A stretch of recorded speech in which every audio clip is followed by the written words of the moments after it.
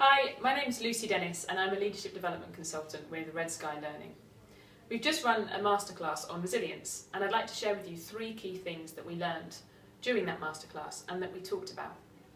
First of all, most senior leaders recognise that resilience is a really core characteristic of their senior leadership team and indeed in themselves.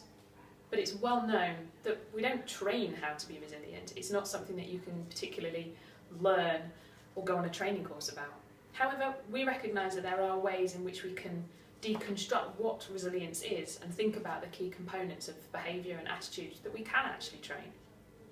Two, we know that there's a big difference between pessimism and optimism when it comes to resilience.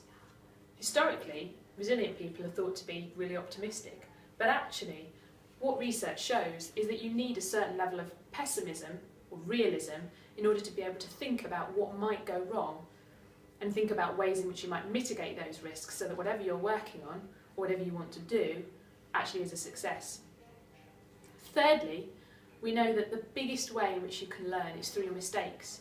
But if you work in an organisation where you're not allowed to make mistakes or where there's a blame culture, you're not going to have the opportunity to learn as you might do in an organisation where they foster that type of environment, where you're allowed to make mistakes, where you're encouraged to try new things, and where you can talk to people and think about how you might do things differently should you get it next time.